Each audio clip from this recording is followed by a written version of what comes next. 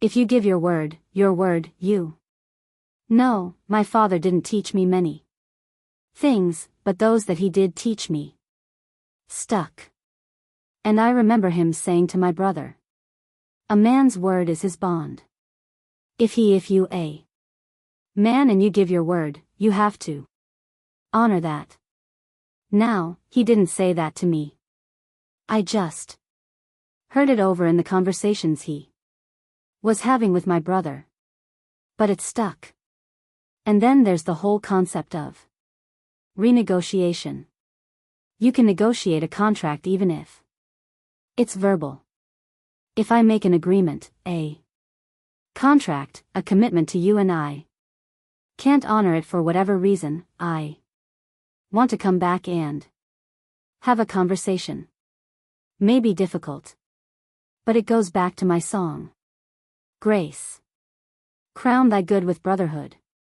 Shine thy grace on me. We won't give each other grace. We won't give each other grace. Why not? Why don't we see each other higher? Why aren't we more open to one another?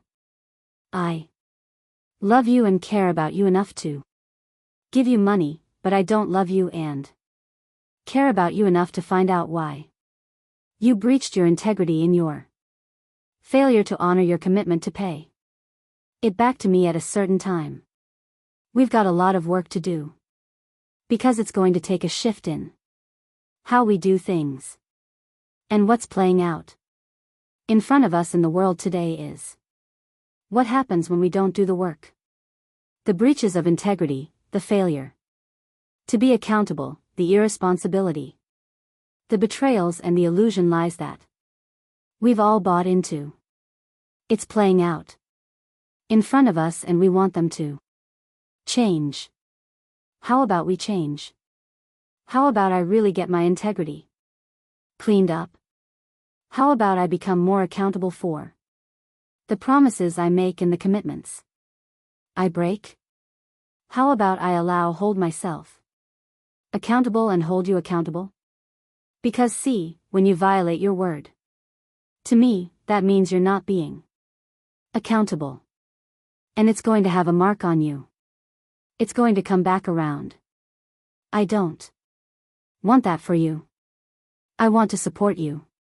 And being in integrity and honoring your agreements and your commitments. I don't want to see anything bad happen to you. So, I'm going to find out why weren't you able to honor your word and then why didn't you tell me? But those are difficult conversations. And we want it so easy.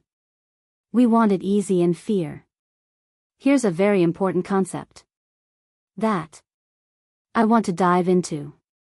And the concept is how we set our lives up so people won't tell us the truth. It's really a brilliant plan and a brilliant operation. And it happens all the time where we set it up where people will not tell us the truth.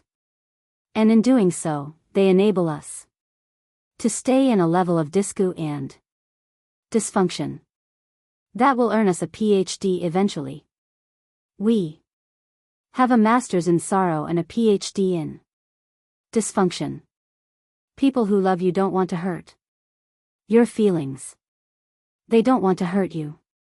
And people who care about you really, people who know you, there are certain ways that you react or respond that they want to avoid. And what we do so brilliantly is we train and